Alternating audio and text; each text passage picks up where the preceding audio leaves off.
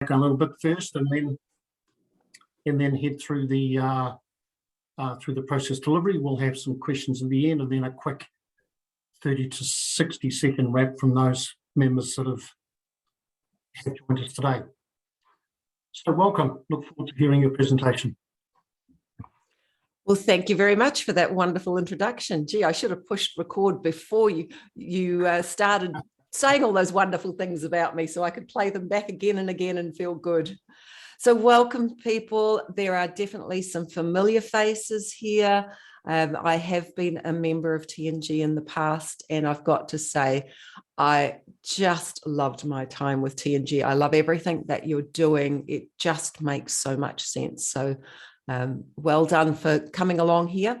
So what I'm going to do is I'm going to give you a couple of little snippets out of a course that I created to help entrepreneurs and coaches to promote themselves. Now, I truly believe that getting out there, getting in front of people is such an important thing to do when you are promoting your business. And that's why I love TNG, because it's all about getting out there, whether it's in person or on Zoom like this, and to talk about what it is that you do so people can connect with you. So what I'm going to do is I'm going to just share my screen for a short while. I really dislike constantly having the screen on. And then I'm going to just share a little bit of my story. So we're going to look at, I'm just taking a snippet out of my course because it's relevant to the sharing of the story. So we're just briefly going to go, and it'll be quite quickly, but I'll give you a copy of some of the information I share in case you want to use it. But what we're going to look at is we're going to just look at what do we do to create just that 60-second introduction, that elevator pitch, that thing that we say that grabs people's attention and has them asking, tell me more. And then we're going to look at how can we take that and develop that into perhaps a 10-minute talk, which of course you need to do at TNG. So this is all valuable stuff for you. Or what if we're asked to speak for a whole 30 minutes to an hour? How can we take the same format and utilize it? So let's have a look. So I'm just going to share my screen.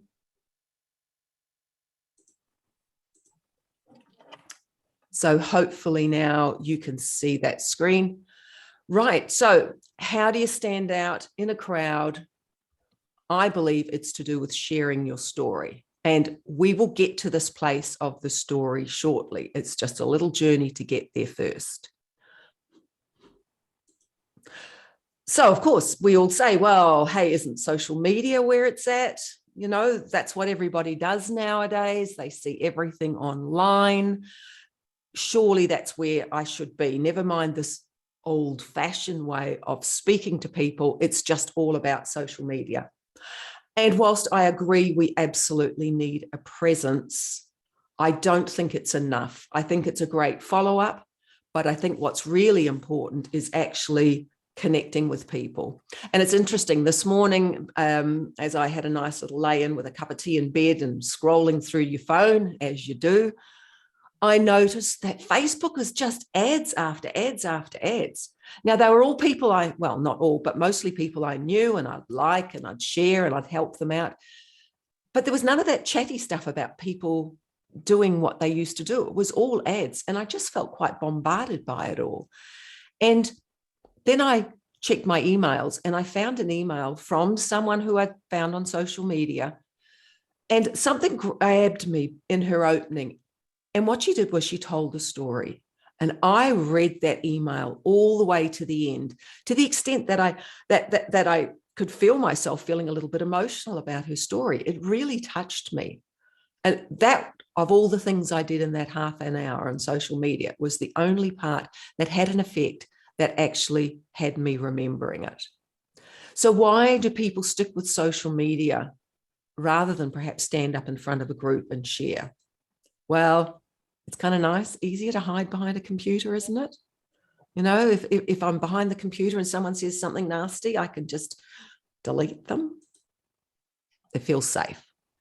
It really does feel safe hiding away where we don't feel that we're going to be hurt, interrupted. Probably should have had a little puppy dog rather than the kitten here, Kaz, sorry. But I think by sitting in front of a group and sharing, we get so much more. We get to see what it is that we said that grabs their attention. We get a feeling for, well, what is it they're thinking? What's their body language saying? But also what loses their attention. We don't see any of that through social media. Now imagine putting yourself in front of a group and speaking about what it is that you do. Sure, I know you do that with TNG, and that's really important, and that's a great start. I'm suggesting, though, that you might want to take it even further, because you've got your sales team, your TNG sales team there, but there are a whole lot of other people out there, and I'm sure your niche, your market, your prospective clients are out there somewhere meeting in groups. Imagine putting your picture there where they are listening to you. Why would you want to do that? The halo effect is something Edward Thorndike, an American psychologist, talked about this. If you are the person standing in the front of the room talking to the group, people look at the way you do that and what you say, they're impressed, you're in their mind, but they take what you do and what you say, and they believe that if you can speak well, you also do what else you do well. The perception that someone is positively influenced by our opinions of that person's other related traits. I'm a good public speaker. I'm sharing my story with you. Therefore, I must also be a good coach, a good facilitator, a good something else.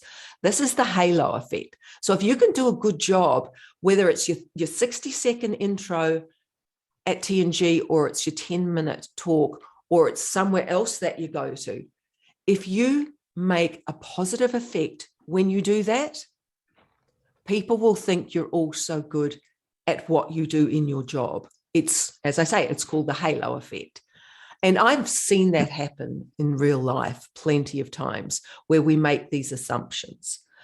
So when you're giving your 60-second talk, when you're doing your 10-minute, even though you look around the room and go, oh, I know everybody here, you know me. So many people start off with, you all know what I do. And then they kind of kick around and they say, it's like, no, you need to take it seriously every time, because people are deciding about how well you do your business based on how you're talking. So what I want to do is help you to look at creating an elevator pitch that connects. This is your 60 seconds. And we're just going to rush through this. I'm just going to give you an outline of it. This takes over an hour in my course to go through. So we've not got an hour, we've got 2 minutes to do this. I'm going to give you an overview because this then links into the story part. So these are the steps that I believe we should go through when we're giving our elevator pitch. And I can hear some of you saying, oh, well, I don't want a script. I want to be natural. Let me give you a tip. Some of the best comedians in the world who seem to be able to just come up with the right thing off the cuff will tell you they have practiced and practiced and practiced it so much that they know it so perfectly that they can make it appear to be off the cuff. So my recommendation to you is to create yourself a script, to practice it and practice it so that you're so comfortable, you can throw away the script and it just flows naturally. Because when you're not having to stop and think about what you're going to say, you can think about how you're saying it. You can watch the person, you can watch their reaction, you can see what they get excited by. But if you're so busy thinking about, I do this, you're missing everything else. So I think the elevator pitch should follow this process, and I'm going to give you a bit more detail on it. So we start with, what's the problem? Grab their attention. Oh, they get me. What are the negative emotions attached to the problem? And then we empathize with them. Yeah, I understand. Then you insert your story to success. Now, in a 60-second elevator pitch, it could be 1 line, 2 lines. You refer it to the niche, who you help. You talk about their problem and then what benefit you've got. Okay, that was very quickly, but let me elaborate on that. So for instance, this could be an elevator pitch that I've used fairly often, and you could take this and fill the gaps. And I'm going to give you a copy of this so you can do that when we're finished. So the problem, when you experience this, you have this problem, you're worrying about this, and you feel or you think, oh my goodness, say you're an accountant, when you've got all that paper in front of you and you've got to get your taxes right, and you're thinking, oh my goodness, if I get this wrong, it's going to cost me a fortune. I wonder if I've got my tax right. The tax department's going to get me. And then the next part is the empathize. And you've got two possibilities here. I know how that feels. I have felt this way too every time I have to create my taxes. Or I understand how this feels. My clients have felt this way too. They tell me this often. So it's either I'm talking about how I feel or I'm talking about how somebody else feels. That's why the difference there. But then I found or I learned or I was shown that if you did blah, blah, blah, for instance, maybe, I don't know, signed up with Xero or something like that, the aha moment. And now I help my clients, coaches, entrepreneurs, small business owners, if you're the accountant, what your niche is. It could be owners of tradies or something like that, to ensure that their taxes are up to date so that they can focus on their business, the client's benefit. So let's just look at what that looks like with the gaps filled in for mine. When you first start out in business and you don't feel like you have any credibility. Perhaps you feel you're just not good enough. Thoughts of, who am I to say this, seem to stop you from moving forward. I know how that feels. I've started so many businesses, but every time I'd get close, I'd sabotage myself and I'd give up because I didn't believe I was good enough, even though I had many years of experience in public speaking, facilitation, coaching, sales. But then, through the help of a coach, I finally understood that this fear actually was quite common. It was all in my head. And over time, I was shown tools that allowed me to push through this fear. And now I work with coaches and entrepreneurs, helping them to share their expertise through speaking to groups so they can feel credible enough to create a powerful business from their passion. Now, I didn't time that, but I'm guessing that's about 60 seconds. That would be similar to my T&G 60 seconds. A quick thing, grabbing their attention and saying something that triggers some emotion and talks about their benefits.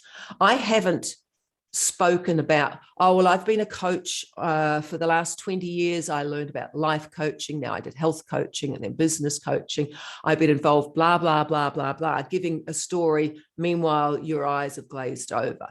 But I inserted that in there in the middle. Okay, so what's this got to do with sharing stories? Let's look at how we can take this elevator pitch and turn it into a 10-minute story that connects with people. So we'll start the same way. Do you remember when you first started out in business and you just didn't feel like you had any credibility? Perhaps you felt you weren't good enough. Thoughts of who I am seemed to stop you from moving forward. I know how that feels. Let me explain. And this is where you insert your story. That's the aha moment. That's where you expand on what it is that brought you there, that had such an impact for you. And then the other half of your 10-minute talk would be an education. Give them something to take away so that they remember you because you've given them something that they've implemented. There is the crux of 10 minutes. And then you finish again with the rest of the elevator pitch. I now work with coaches. I help them share their expertise through speaking to groups so that they can feel credible enough to create a powerful business. This is the basis of what I would put to include a story into a 10-minute talk. Okay, so let's stop sharing for a minute. So I want to put that into practice. So now what you might want to do, if you've not already, so I can really connect with you, is if you put yourself onto speaker mode, then you'll get me. If that's too much and you want to see everybody else, stay in gallery mode now that I'm stopped sharing my screen. So imagine I'm doing a 10-minute talk. You know what it's like when you're first starting out in business and you just don't feel credible. You feel that all these other people out there have got expertise and you don't, despite the fact that you've probably got years and years and years of experience in the area that you're working on. I know what that's like. I used to feel that way as well. And I felt that I need to do this on my own. And sure, I've done some coaching, other people, I've coached them, they've coached me, but I've never really paid anybody for coaching. I've never really taken it to that next level up in order to get some expertise. The problem was I kept stopping myself. I looked back recently on where that might have come from. You see, I've always been hugely independent. I remember when I was about 6 or 7, and I kept asking my parents all the time for money to buy things. You see, my best friend, who lived in the big house at the end of the street, she was the youngest of 4 children, the only girl, and she seemed to have everything she wanted. She had this beautiful Barbie. And then one day she was given a new one for Christmas. And the new Barbie had the most beautiful wedding dress and matching shoes. So she gave me her old one. And I was happy for a while. But then eventually I wanted a wedding dress for my Barbie. So I would nag and nag and nag for money. One day, Dad said, "Enough. If you want money, young lady, you're going to have to work for it like I do." I was about 7. What did I know about earning money? Then I remembered the kindly neighbours. About a month earlier, I was doing Bob a Job week. I was a brownie. I went around knocking on doors. Dad took me in my freshly ironed brownie uniform looking for work. I would do a job for the neighbours. They would give me a bob. Now that's a shilling, 12 pence. We all look old enough to probably understand that. Maybe a couple of dollars or $5 in today's terms. But that would go to the Girl Guide movement. But what if I did it this time for me? So I started knocking on all the neighbours' doors. I thought I was so grown up. I was allowed to stay in our cul-de-sac. And I found that I earned some money. And what I didn't know at the time was my parents were teaching me the value of money. It seems Dad was right. It didn't grow on trees. But I was also learning to be independent. And this certainly helped me going forward in my life. I always had part-time jobs growing up. I always had that independence of my own money. But independence, like everything, has a yin and a yang, a good and a bad side. And for me, independence meant that I didn't ask for help. I believed I should be able to do it all on my own. My early career in knocking on doors developed into a sales career and eventually into the corporate world, where I was working in corporate banking. But I gave up a really well-paid job because I thought I wasn't good enough. I thought I didn't have enough expertise and knowledge. If I'd put my hand up and asked for help, I would have learned it had nothing to do with my banking knowledge. That wasn't why they wanted me. They wanted me because of my attitude towards sales, because I was having an impact on the people around me, a positive impact, if I'd only put my hand up and asked for help. So eventually what's happened is I've learned after leaving banking, I got involved in coaching. I had more and more help until one day I decided enough's enough. I'm sick of trying to start these businesses, getting so far and then sabotaging myself because I didn't feel I was good enough. I needed to put my hand up and ask for help. And I got some great coaching. And that coaching helped me to see that I didn't have to do everything on my own, that there were people out there with expertise that could help me to be able to achieve the things I wanted to achieve. And now with that learning, I've taken that learning and I help coaches and entrepreneurs to be able to promote themselves, to overcome the anxiety that they feel through sales and public speaking, in order to be able to promote their businesses and to have their businesses be where they want it to be. So if you're interested in learning more about overcoming that anxiety, that's where I might be able to help you. Now I'm going to stop there. If I was doing a full 10-minute talk, I would now go into an educational component. I would then teach people some bits and pieces around what it is that they could do that could help to overcome some of that anxiety. Or if what they needed was, well, I don't know where to go to speak, we could discuss where we could go to speak. But this is the reason why I find that having a story in amongst that is it grabs people's attention. Because as I mentioned, social media is just so busy out there. There's so much going on. Why am I going to talk to this one or look in this one versus this one? I don't know these people very well. I haven't connected with them. But personal stories help you to connect. Personal stories that share some of yourself, some of your vulnerability, that allows people to go, oh, I know what she's saying. I've felt that too. I can identify with that. Because the problem with some of the social media is we see these beautiful glossy pictures of people who have got it all together. And we go, oh, they won't get me. They're up here and I'm here. You know, I can't do what they're doing. But a personal story allows people to go, oh, wow, yeah, I've been there too. It might be, yeah, I was a brownie. Yeah, I did bob a job. I identify with you. We have something in common.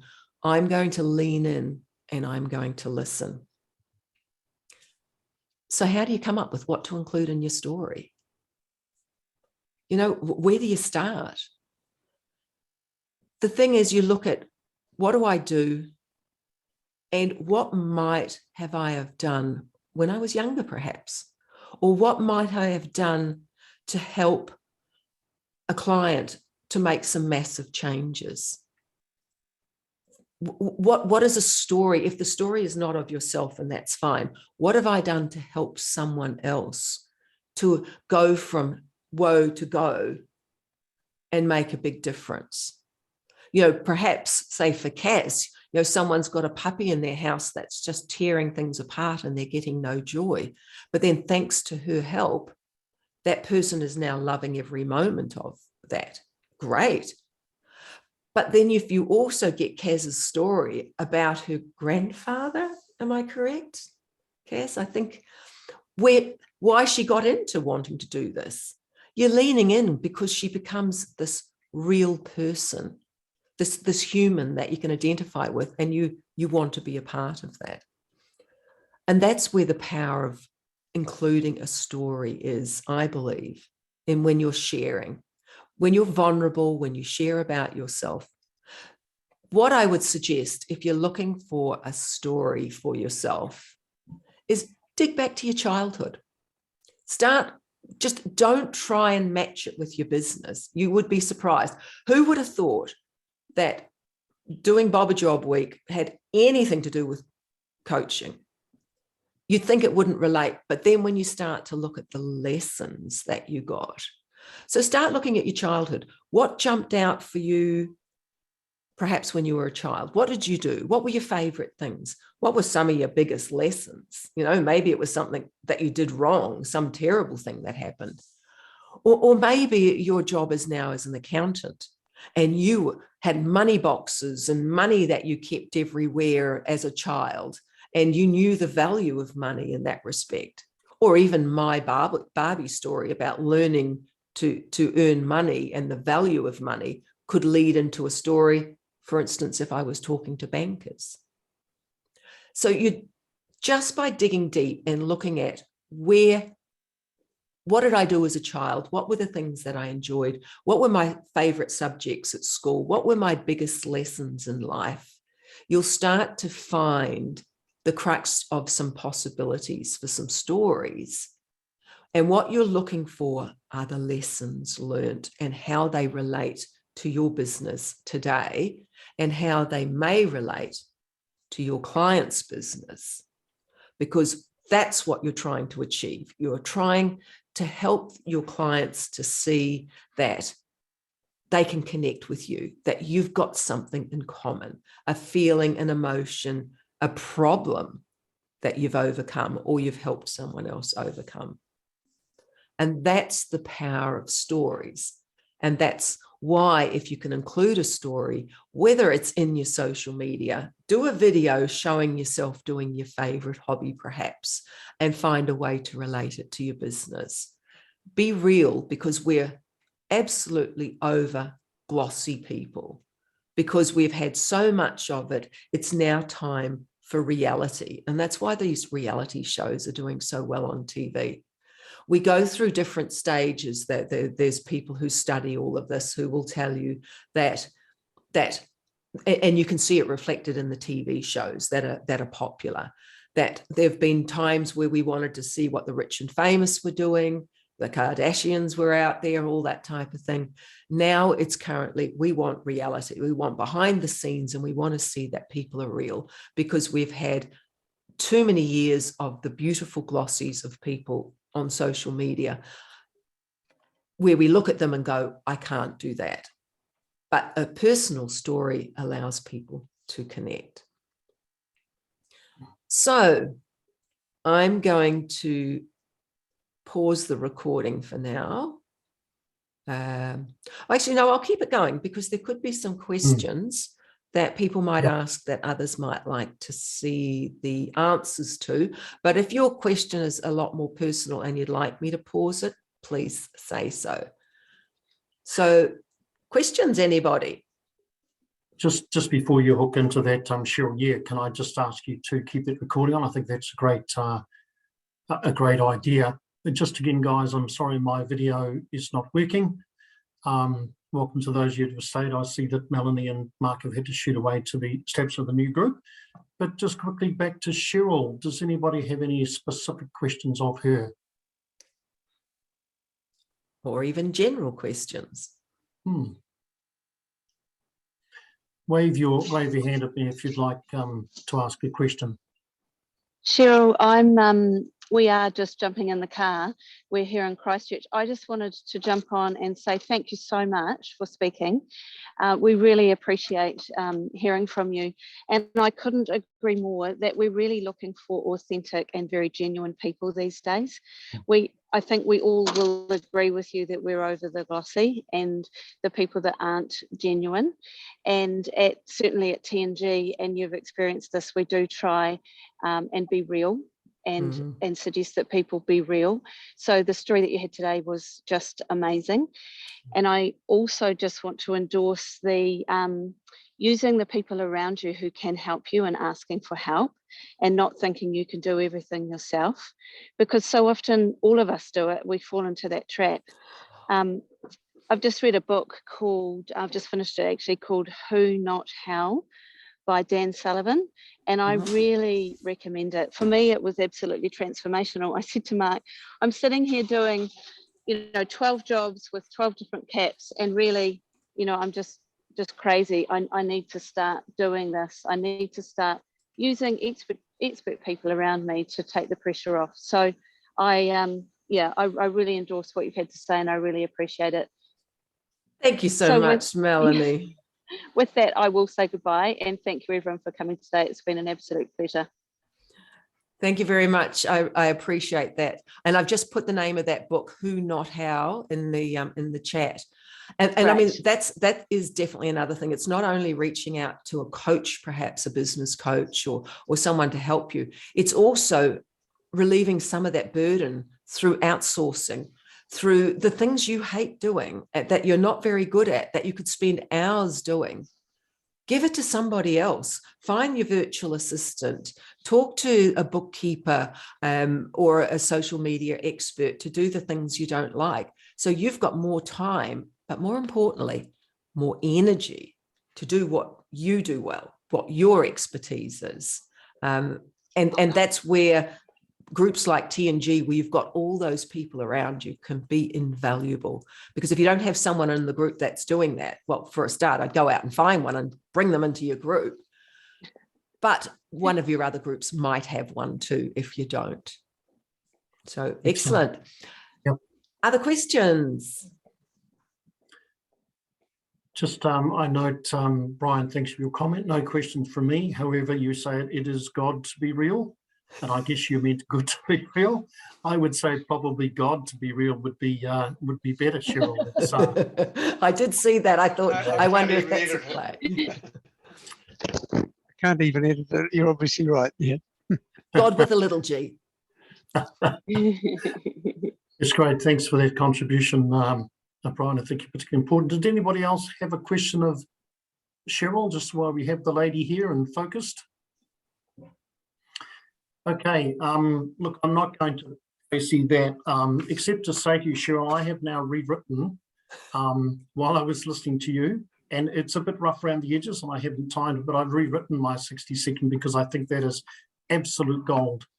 Can I just confirm that you're going to make that template available to Melanie to distribute? I've just put it in the chat as well.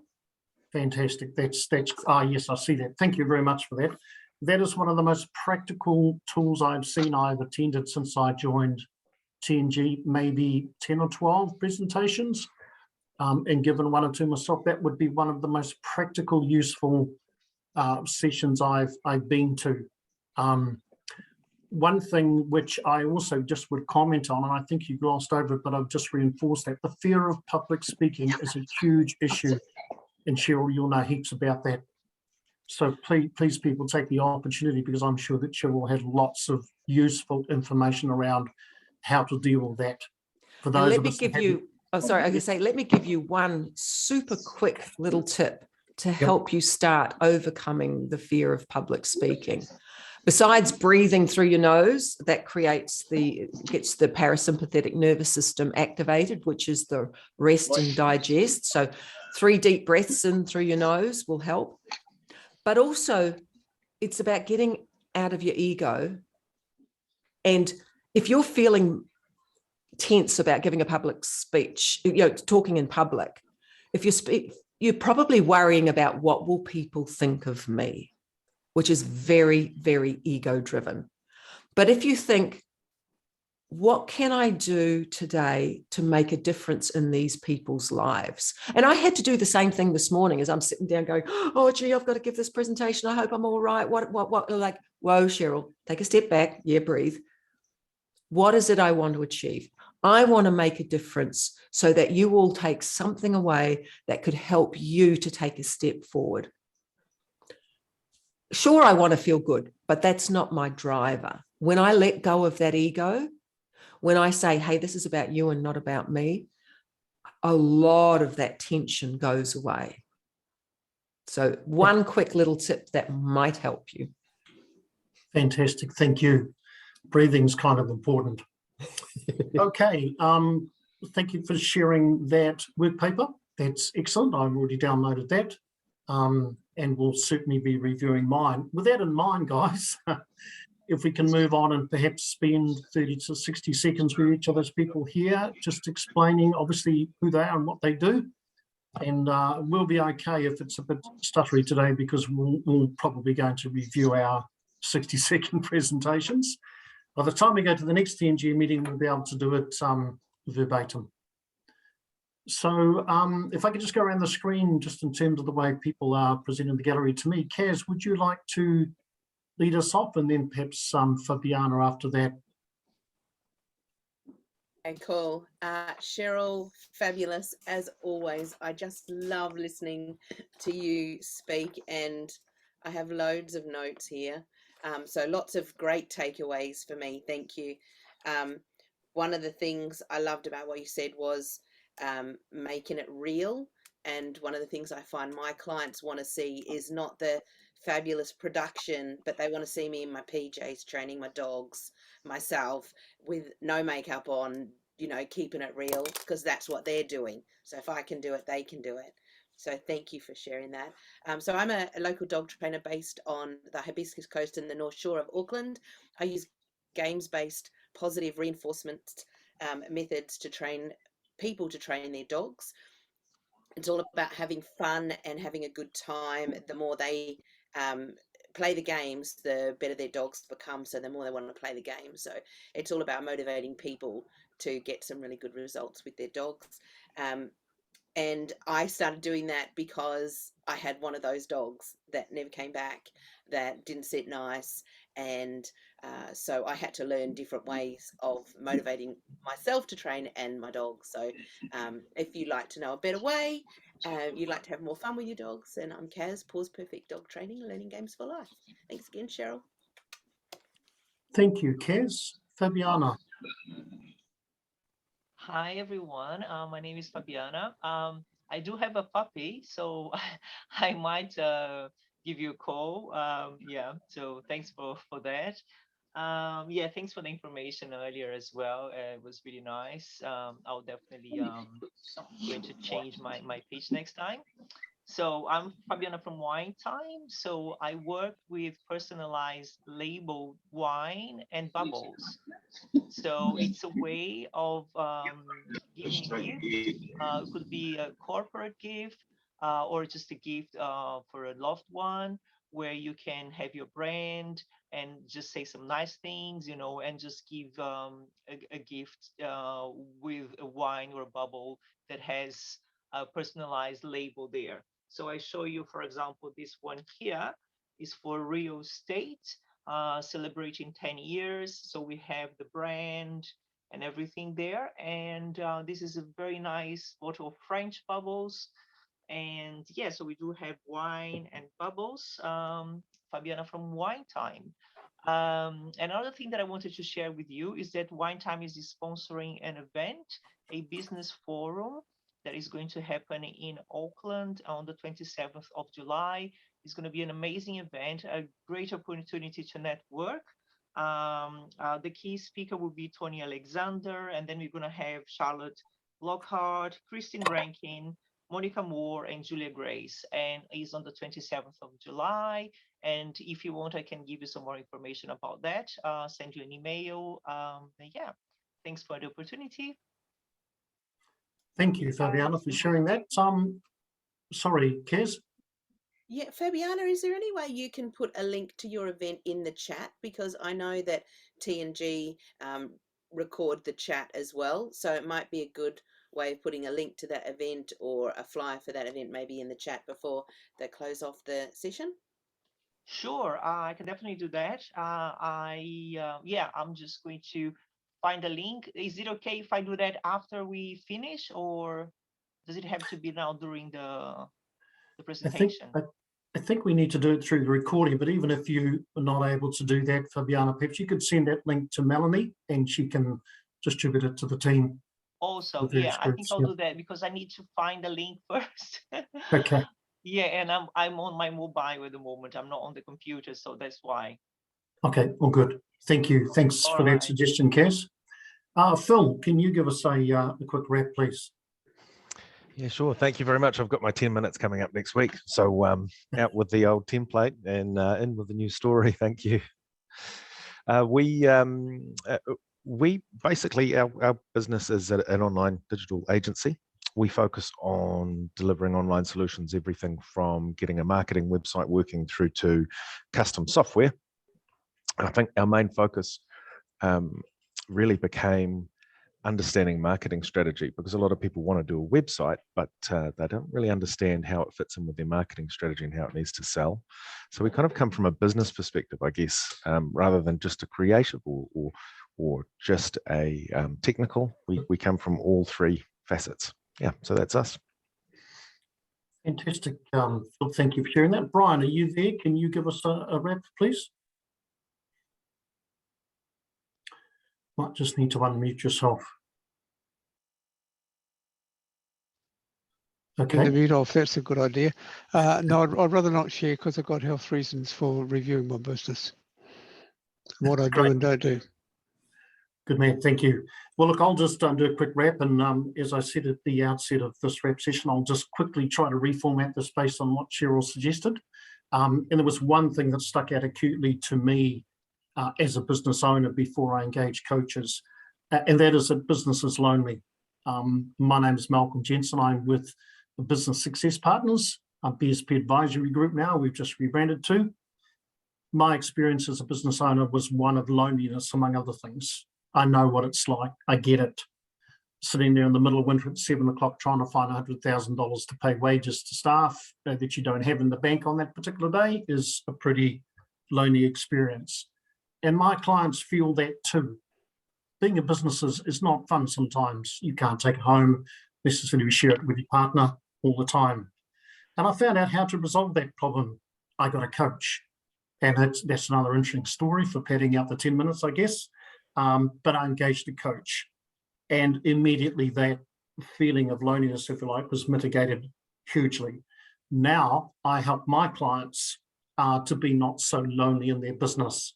And they value that as much as they do putting some cash into the business or putting some improving margin, putting something on the bottom line, so that they can feel not so lonely. So that's one of the things that I do as a business coach for my clients. My name is Malcolm Jensen. I'm with the SP Advisory. Okay, I think, have we got around everybody in terms of wraps? I've got a gallery display there. I don't think I've missed anybody. Pipe up straight away if not. Otherwise, Sheryl, if we could just conclude that recording at that time, and as you